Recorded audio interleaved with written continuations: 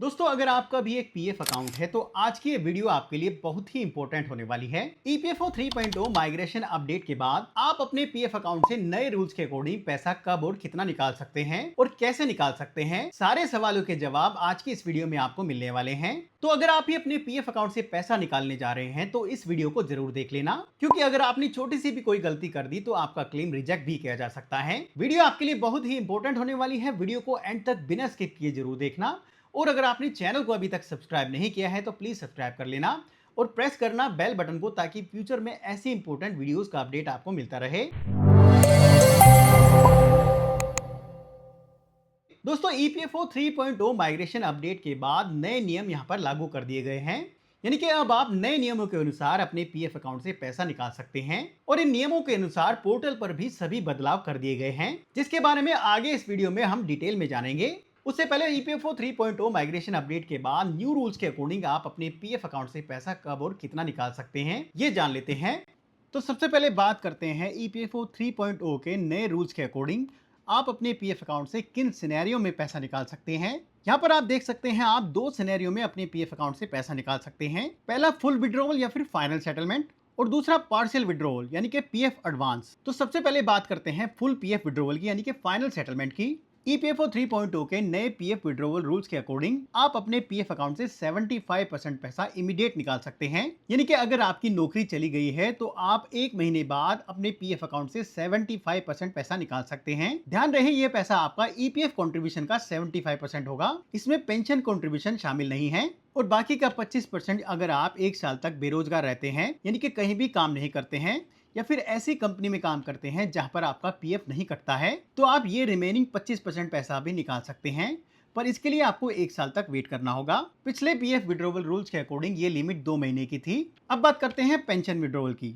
EPFO 3.0 के नए rules के अकॉर्डिंग आप अपने पीएफ अकाउंट से पेंशन का पैसा 36 महीनों बाद निकाल सकते हैं। यानी कि अगर आप 36 महीनों तक कहीं भी काम नहीं करते हैं, आप बेरोजगार रहते हैं या फिर ऐसी कंपनी में काम करते हैं जहां आपका पीएफ नहीं कटता है, तो आप अपने पीएफ अकाउंट से पेंशन का पैसा भी निकाल सकते हैं, बशर्ते आपका टोटल सर्विस पीरियड 10 साल से कम हो। पिछले रूल्स के अकॉर्डिंग ये लिमिट भी 2 महीने की थी। यानी कि पिछले रूल्स के अकॉर्डिंग आप अपने पीएफ अकाउंट से कंप्लीट पीएफ पेंशन के साथ 2 महीने बाद निकाल सकते थे। बाकी कुछ और केसेस भी हैं जिसमें आप 100% पीएफ अपने पीएफ अकाउंट से निकाल सकते हैं, जैसे कि रिटायरमेंट, परमानेंट डिसेबिलिटी, या फिर आप अब्रॉड शिफ्ट हो रहे हैं, तो आप अपने पीएफ अकाउंट से 100% पीएफ निकाल सकते हैं। चलिए अब बात करते हैं पार्शियल विड्रॉवल यानी कि पीएफ एडवांस विड्रॉवल की।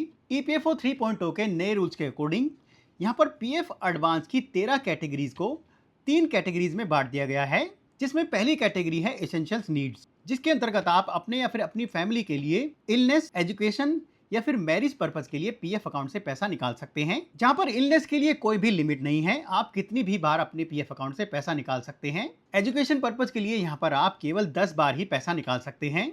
मैरिज के लिए 5 बार पैसा निकाल सकते हैं। उसके बाद दूसरी कैटेगरी है हाउसिंग रिलेटेड नीड्स। यहाँ पर आप देखेंगे purchase of flat, house site, construction of house, repayment of home loan, renovation, alteration, improvement of house. In purpose से दूसरी कैटेगरी में अपने पीएफ अकाउंट से पैसा निकाल सकते हैं, और ये पैसा आप केवल 5 बार ही निकाल सकते हैं। उसके बाद तीसरी कैटेगरी है स्पेशल सर्कमस्टांसेस। कुछ स्पेशल सर्कमस्टांसेस है जिसके अंतर्गत आप अपने पीएफ अकाउंट से पैसा निकाल सकते हैं, और इस कैटेगरी के अंतर्गत आप एक फाइनेंशियल ईयर में केवल 2 ही बार पैसा निकाल सकते हैं। और इन तीनों कैटेगरी के अंतर्गत अगर आपने एक साल तक काम कर लिया है, यानी कि 12 महीनों की ईपीएफ मेंबरशिप है, और यहाँ पर ईपीएफ बैलेंस का मतलब है एम्प्लॉय कंट्रीब्यूशन, एम्प्लॉयर कंट्रीब्यूशन और इंटरेस्ट को मिलाकर जो टोटल अमाउंट बनती है, उसका 75% पैसा आप अपने पीएफ अकाउंट से निकाल सकते हैं। चलिए अब जानते हैं कि आप अपने पीएफ अकाउंट से पैसा निकालने के लिए ऑनलाइन कैसे अप्लाई कर सकते हैं। दोस्तों, ईपीएफओ 3.0 माइग्रेशन अपडेट के बाद न्यू रूल्स के अकॉर्डिंग आप अपने पीएफ अकाउंट से पैसा निकालने के लिए कैसे अप्लाई कर सकते हैं, ये जानने से पहले मैं आपके साथ एक इंपॉर्टेंट बात शेयर करना चाहता हूं। जब भी आप अपने पीएफ अकाउंट से पैसा निकालते हैं, अगर आपको उस पैसे की इमीडिएट जरूरत है तो आप वहां यूज कीजिए, और अगर आपको उस पैसे की इमीडिएट जरूरत नहीं है तो इसका कुछ हिस्सा फ्यूचर के लिए यूएस स्टॉक्स में इन्वेस्ट करना एक अच्छा ऑप्शन हो सकता है। आज के टाइम पर एआई और टेक्नोलॉजी की सबसे बड़ी कंपनीज जैसे Nvidia, Apple, Google, Microsoft, Amazon और टेस्ला दुनिया को लीड कर रही हैं। अगर किसी ने 10 साल पहले एनवीडिया में 1 लाख रुपए इन्वेस्ट किए होते तो उसकी वैल्यू आज की तारीख में 3 करोड़ से भी ज्यादा होती। यूएस मार्केट में इन्वेस्ट करने के 3 बड़े रीजन हैं। सबसे पहले आपको Nvidia, Google, Apple, Microsoft, Amazon, Tesla जैसी वर्ल्ड लीडिंग एआई और टेक्नोलॉजी कंपनीज में इन्वेस्ट करने का मौका मिलता है जो इंडिया में लिस्टेड ही नहीं है। दूसरा, आपके पोर्टफोलियो को ग्लोबल डाइवर्सिफिकेशन मिलता है जिससे ओवरऑल रिस्क बेटर मैनेज होता है। फॉर एग्जाम्पल, लास्ट 1 ईयर में निफ्टी ने नेगेटिव रिटर्न्स दिए हैं बट S&P 500 ने 30% तक रिटर्न दिया है। तो अगर आप ग्लोबली डाइवर्सिफाइड हो तो आप अपने पोर्टफोलियो को बेटर मैनेज कर सकते हो।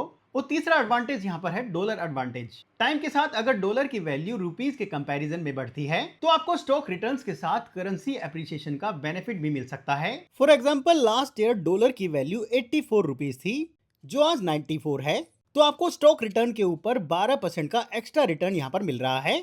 अब आपके मन में दो क्वेश्चन जरूर आ रहे होंगे। पहला कि क्या इंडिया से यूएस मार्केट में इन्वेस्ट करना लीगल है? तो इसका जवाब है जी हाँ। आरबीआई की लिबरलाइज्ड रेमिटेंस स्कीम यानी कि एलआरएस के under Indian residents legally US stocks में इन्वेस्ट कर सकते हैं। और इसी कॉन्टेक्स्ट में एक ऐप है जो मुझे काफी यूजफुल लगता है, IMD money app. IMD money gift city से ऑपरेट करता है और IFSCA रेगुलेटेड प्लेटफॉर्म है। और दूसरा सवाल यहाँ पर आपके मन में आता होगा कि इसकी टैक्सेशन कैसे होती है। अगर आप स्टॉक्स को 2 साल से ज्यादा होल्ड करते हैं तो लॉन्ग टर्म कैपिटल गेन पर आपको 12.5% टैक्स लगता है और अगर 2 साल से कम होल्ड करते हैं तो आपके इनकम टैक्स स्लैब के हिसाब से यहाँ पर टैक्स लगता है। चलिए अब जानते हैं कि IMD मनी ऐप से आप यूएस स्टॉक्स में इंडिया से ही कैसे इन्वेस्ट कर सकते हैं। IMD मनी ऐप से यूएस स्टॉक्स में इन्वेस्ट करना एकदम इजी है। सबसे पहले आपको IMD मनी ऐप को अपने मोबाइल में डाउनलोड करना है और अपनी केवाईसी कंप्लीट करनी है। उसके बाद आप फ्रैक्शनल इन्वेस्टिंग की हेल्प से एक्सपेंसिव यूएस स्टॉक्स जो कि 20,000 से 30,000 रुपए के होते हैं उनका भी छोटा सा हिस्सा खरीद सकते हो। मतलब पूरा एक शेयर खरीदना जरूरी नहीं है, आप छोटी सी अमाउंट से भी यहाँ पर इन्वेस्ट कर सकते हो। और अगर आप रेगुलर इन्वेस्टिंग करना चाहते हैं तो यहाँ पर आप यूएस स्टॉक्स SIP भी सेट कर सकते हैं। इतना ही नहीं, इसमें आप ग्लोबल ETFs के जरिए आप एक ही इन्वेस्टमेंट में साउथ कोरिया, जापान जैसी इकोनॉमीज में इन्वेस्ट कर सकते हो क्योंकि ये कंट्रीज भी काफी ग्रो कर रही हैं। एआई और सेमीकंडक्टर बूम की वजह से जो फ्यूचर को शेप कर रहा है, साउथ कोरियन ETF जैसे I share MSCI south Korea ETF यानी कि EWY ने 180% रिटर्न दिया है और ताइवान के ETF I share MSCI Taiwan ETF ने यानी कि EWT ने 80% रिटर्न दिया है पिछले एक साल में। अब यहाँ पर यूएस स्टॉक्स के टैक्सेस को लेकर बहुत सारे लोगों को कंसर्न होता है बट IMD मनी क्योंकि पूरा इन्वेस्टिंग इंफ्रास्ट्रक्चर खुद मैनेज करता है और आपकी सारी टैक्स रिपोर्ट एक ही जगह जनरेट करके देता है, वो भी ITR फाइलिंग फॉर्मेट में, जिससे आपको कोई भी एक्स्ट्रा कैलकुलेशन नहीं करनी पड़ती है और आप टैक्सेस को इजीली यहाँ पर बिना एरर के फाइल कर सकते हो। IMD मनी ऐप पर अकाउंट ओपन करना काफी सिंपल है और फ्री है। बस KYC के लिए आपको यहाँ पर पैन के साथ कुछ डॉक्यूमेंट सबमिट करने होते हैं और ऑनबोर्डिंग के बाद आप इस ऐप पर इन्वेस्टिंग शुरू कर सकते हैं। अगर आप भी अपने पैसे को बैंक अकाउंट में रखने की बजाय दुनिया की टॉप कंपनीज में इन्वेस्ट कर ग्रो करना चाहते हो तो IMD मनी ऐप को एक बार जरूर चेक कीजिए। लिंक आपको नीचे डिस्क्रिप्शन में और पिन कमेंट में मिल जाएगा। तो चलिए अब वापस अपनी PF विड्रॉवल की प्रोसेस पर आते हैं। उसके लिए सिंपली आपको EPFO पोर्टल को ओपन करना है। पोर्टल का डायरेक्ट लिंक आपको नीचे वीडियो के डिस्क्रिप्शन में मिल जाएगा। आप क्लिक करके डायरेक्ट पोर्टल पर पहुंच सकते हैं। जैसे ही आप पोर्टल ओपन करेंगे कुछ इस तरह का इंटरफेस आपके सामने आ जाएगा। उसके बाद राइट हैंड साइड में आप देखेंगे आपको यहाँ पर online claim member account transfer option पर क्लिक करना है। क्लिक करते ही आप देखेंगे आपके सामने यूनिफाइड मेंबर पोर्टल खुलकर आ जाएगा और एक लॉगिन बॉक्स आपको दिखाई देगा। उस लॉगिन बॉक्स में आपको अपनी लॉगिन डिटेल्स के साथ यहाँ पर लॉगिन करना है, यानी कि अपने यूनिवर्सल अकाउंट नंबर को एंटर करना है, अपने पासवर्ड को एंटर करना है और उसके बाद साइन इन ऑप्शन पर क्लिक कर देना है। तो लॉगिन डिटेल्स डालने के बाद जैसे ही आप यहाँ पर साइन इन ऑप्शन पर क्लिक करेंगे आपके रजिस्टर्ड मोबाइल नंबर पर एक OTP प्राप्त होगा। उस OTP को आपको यहाँ पर भरना है और नीचे सबमिट ऑप्शन पर क्लिक कर देना है। क्लिक करते ही आप देखेंगे आपका EPFO पोर्टल पर लॉगिन कंप्लीट हो जाएगा और कुछ इस तरह का इंटरफेस आपके सामने होगा। लॉगिन करने के बाद सबसे पहला और सबसे इंपॉर्टेंट काम आपको ये करना है, आपको अपने PF अकाउंट की KYC के स्टेटस को चेक करना है क्योंकि PF अकाउंट से ऑनलाइन पैसा निकालने के लिए अप्लाई करने से पहले आपके PF अकाउंट में आपकी KYC का अपडेट होना बहुत ही इंपॉर्टेंट है। आपके PF अकाउंट की KYC में आपका पैन, आधार और बैंक KYC का अपडेट होना इंपॉर्टेंट है। तो ऑनलाइन अप्लाई करने से पहले ये इंश्योर कर ले कि आपके PF अकाउंट में आपकी KYC अपडेट है नहीं। और अगर आपके PF अकाउंट में आपकी KYC अपडेट नहीं है तो आप ऑनलाइन ही अपनी PF अकाउंट में KYC अपडेट करने के लिए रिक्वेस्ट को सबमिट कर सकते हैं। वो कैसे, उसकी डिटेल वीडियो का लिंक भी आपको नीचे वीडियो के डिस्क्रिप्शन में मिल जाएगा, आप चेकआउट कर सकते हैं। उसके बाद PF अकाउंट से पैसा निकालने के लिए, अप्लाई करने के लिए आपको यहाँ पर ऑनलाइन सर्विसेज मेन्यू पर जाना है और वहां पर आप देखेंगे तीसरे option claim form 3119 and 10C option को चुनना है। ऑप्शन चुनते ही अगले पेज पर यहाँ पर आप देखेंगे आपको अपने बैंक अकाउंट नंबर को भरना है, ये बैंक अकाउंट नंबर आपको वही बैंक अकाउंट नंबर भरना है जो आपने पीएफ अकाउंट की केवाईसी में अपडेट करवाया है, क्योंकि उसी बैंक अकाउंट में आपके पीएफ का पैसा ट्रांसफर किया जाएगा। बैंक अकाउंट नंबर भरने के बाद यहाँ पर चेक ऑप्शन पर क्लिक करना है। कंफर्मेशन के लिए यहाँ पर दोबारा से यस पर क्लिक करना है और उसके बाद नीचे proceed to online claim option पर क्लिक कर देना है। क्लिक करते ही यहाँ पर आप देखेंगे I want to apply for के सामने आपको अपने पीएफ विड्रॉवल क्लेम फॉर्म को चुनना है। यहाँ पर आप देखेंगे आपको 3 फॉर्म्स दिखाई देंगे, फॉर्म 19, फॉर्म 10C और फॉर्म 31। फॉर्म 19 और फॉर्म 10C यहाँ पर आपके पीएफ फाइनल सेटलमेंट क्लेम के लिए अप्लाई किया जाता है। पीएफ फाइनल सेटलमेंट के केस में, इनके फुल पीएफ विड्रॉवल के केस में यहाँ पर पहले आपको फॉर्म 19 सबमिट करना होता है और पेंशन विड्रॉवल के लिए यहाँ पर आपको फॉर्म 10C सबमिट करना होता है। ये दोनों फॉर्म आपको तभी भरने हैं, पहले आपको ये चेक कर लेना है कि आप फुल पीएफ विड्रॉवल के लिए एलिजिबल है या नहीं। फुल पीएफ विड्रॉवल के रूल्स मैंने वीडियो के स्टार्ट में बताए हैं। उसके बाद यहाँ पर तीसरा फॉर्म आप देखेंगे फॉर्म 31, पीएफ एडवांस यानी कि पार्शियल पीएफ विड्रॉवल। अगर आप नौकरी करते हुए इमरजेंसी में पीएफ अकाउंट से पैसा निकालना चाहते हैं तो आपको यहाँ पर तीसरे फॉर्म को चुनना है। तीनों फॉर्म्स को फिलअप करने का प्रोसेस लगभग सेम है। तो आज के केस में हम एडवांस पीएफ विड्रॉवल कर रहे हैं, तो सिंपली यहाँ पर फॉर्म 31 को चुन लेते हैं। फॉर्म को चुनते ही नीचे आप देखेंगे सेलेक्ट एलिजिबल सर्विस। यहाँ पर आपको अपने पीएफ अकाउंट नंबर को चुनना है जिसमें से आप पीएफ निकालना चाहते हैं। पीएफ अकाउंट नंबर को चुनने के बाद नीचे आप देखेंगे यहाँ पर आप अपने पीएफ अकाउंट से पैसा क्यों निकालना चाहते हैं, उसके पर्पज को चुनना है। जैसा कि मैंने वीडियो के स्टार्टिंग में रूल्स में बताया है, नौकरी करते हुए आप अपने पीएफ अकाउंट से कुछ पर्पज के अंतर्गत पैसा निकाल सकते हैं और ईपीएफओ 3.0 के नए रूल्स के अकॉर्डिंग आप यहाँ पर 5 कैटेगरीज के अंतर्गत ही पैसा निकाल सकते हैं। उसके बाद जैसे ही आप कैटेगरी को यहाँ पर चुनते हैं, नीचे आप देखेंगे एलिजिबल क्लेम अमाउंट यहाँ पर ऑटोमेटिकली आपका दिखाई दे जाएगा, यानी कि इस एलिजिबल क्लेम अमाउंट से नीचे की अमाउंट ही आप अपने पीएफ अकाउंट से निकाल सकते हैं। तो इस एलिजिबल क्लेम अमाउंट के अकॉर्डिंग आपको यहाँ पर अमाउंट को भर देना है। उसके बाद नीचे आप देखेंगे अगर आपके पीएफ अकाउंट में आपका एड्रेस अपडेटेड है तो यहाँ पर ऑटोमेटिकली आपका एड्रेस आ जाएगा। अदरवाइज यहाँ पर पेंसिल पर क्लिक करके आप अपने एड्रेस को यहाँ पर फिलअप कर सकते हैं और एडिट कर सकते हैं। एड्रेस को भरने के बाद नीचे आप देखेंगे इनके डिस्क्लेमर को आपको एक्सेप्ट करना है और नीचे गेट आधार ओटीपी ऑप्शन पर क्लिक करना है। क्लिक करते ही आपके आधार कार्ड के साथ रजिस्टर्ड मोबाइल नंबर पर एक ओटीपी प्राप्त होगा। उस ओटीपी को आपको यहाँ पर भरना है और उसके बाद नीचे validate OTP and submit claim option पर क्लिक कर देना है।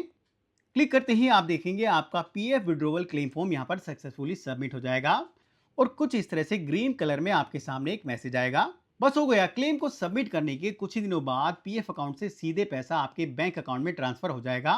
तो दोस्तों ये था पीएफ एडवांस विड्रॉवल का प्रोसेस। अगर आप full and final settlement claim के लिए फॉर्म 19 या फिर फॉर्म 10C सबमिट करना चाहते हैं तो उसका प्रोसेस भी लगभग सेम है। उससे पहले आपके पीएफ अकाउंट में आपकी डेट ऑफ एग्जिट जरूर अपडेट होनी चाहिए और ईपीएफओ 3.0 के नए रूल्स के मुताबिक आपको नौकरी छोड़े कम से कम 12 महीने होने चाहिए ताकि आप पीएफ विड्रॉवल कर सकें। और ये ध्यान रहे कि पेंशन विड्रॉवल के लिए आप 36 मंथ्स के बाद ही अप्लाई कर सकते हैं। अगर आप उससे पहले अप्लाई करेंगे तो आपका क्लेम यहाँ पर रिजेक्ट हो जाएगा। अब पिछली वीडियो पर बहुत सारे कमेंट्स आ रहे थे कि उनका क्लेम सेटल नहीं हो रहा है, सबमिटेड एट पोर्टल या फिर अंडर प्रोसेसिंग दिखा रहा है। तो यहाँ पर मैं आपको बता दूं, माइग्रेशन अपडेट के बाद हो सकता है कि आपके क्लेम को प्रोसेस होने में थोड़ा समय लग जाए। यहाँ पर आपको पेशेंस रखना है, नॉर्मल टाइम से यहाँ पर थोड़ा और समय लग सकता है। तो दोस्तों इस तरीके से आप ईपीएफओ 3.0 माइग्रेशन अपडेट के बाद नए नियमों के अनुसार अपने पीएफ अकाउंट से पैसा आसानी से निकाल सकते हैं। तो आई होप आपके सारे सवालों के जवाब इस वीडियो में मिल गए होंगे। फिर भी वीडियो को लेकर अगर आपकी कोई क्वेरी है तो आप नीचे कमेंट बॉक्स में लिखकर पूछ सकते हैं। इस वीडियो को अपने नौकरी पेशा दोस्तों को जरूर भेज देना और ऐसे और भी इंपॉर्टेंट वीडियोस के लिए सब्सक्राइब करना मत भूलना। अभी के लिए धन्यवाद। अगली वीडियो के साथ फिर से मिलेंगे। All the best.